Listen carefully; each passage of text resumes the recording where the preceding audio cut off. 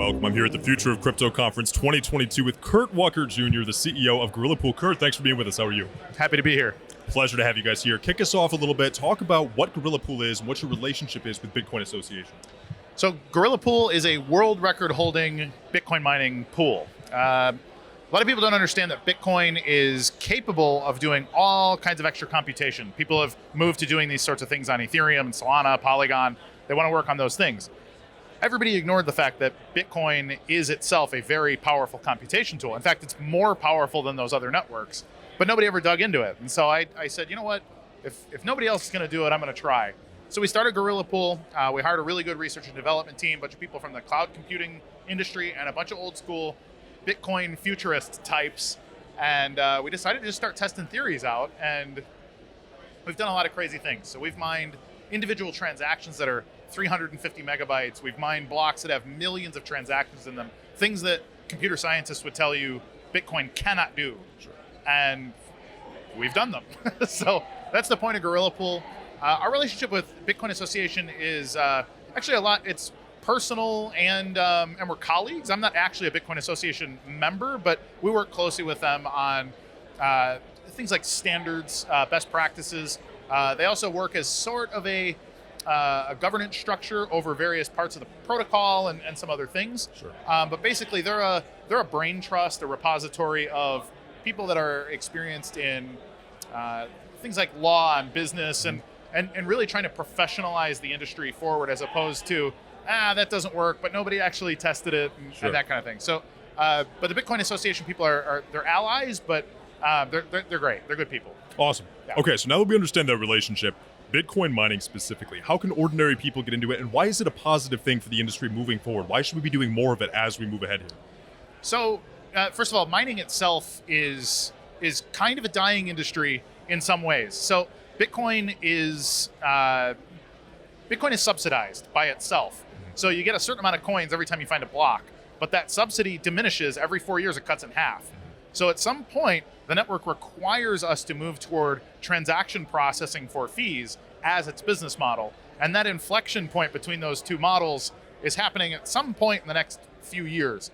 In the next 10 years, we have to have made that transition. And so there's so much money right now still in that subsidy mining that's what everybody does. They have these big hashing operations, but very, very low power data communication infrastructure.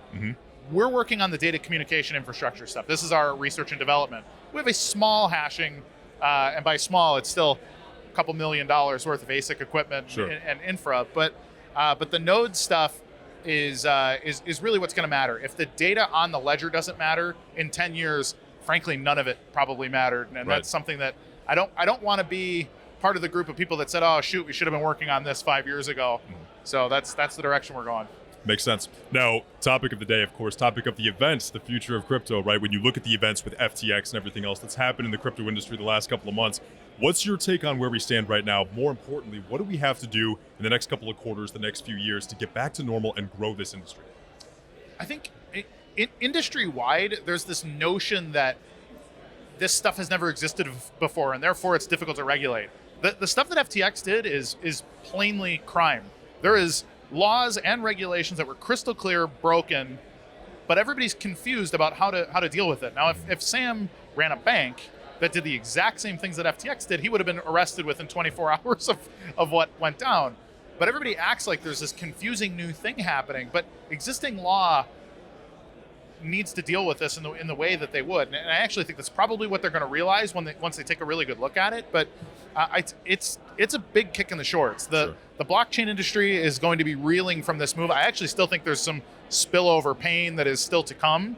Everybody has bad debt with everybody else in the industry, including some of the big New York regulated entities and stuff. We're hearing Gemini and Genesis and these people might be somewhere near $1 billion in the hole with some of these entities too. So I kind of think that the pain is not over yet. Sure.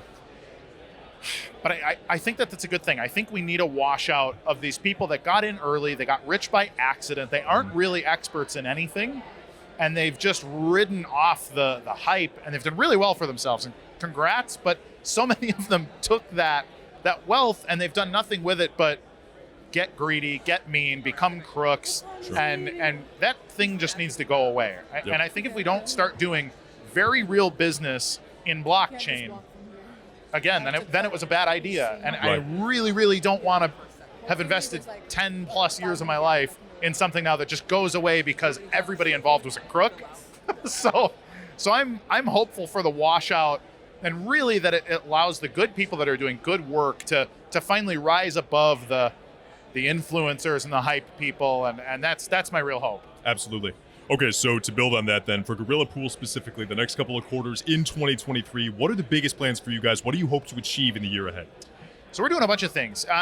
Bitcoin mining itself is not particularly profitable just as a business model, and that's the way Bitcoin is designed, is to be brutally competitive, to make sure that you actually want to be there. Mm-hmm. And so for us, we're focused on working in the energy industry, working with energy players, ways that we can actually help the grid not have to build substations, for example. Instead of spending $50 million building a substation, let's put a Bitcoin mining operation in between these two power plants and allow that to be the buffer between those things. So now we have a mutually beneficial relationship that in some cases, even the power companies may pay you to do that work.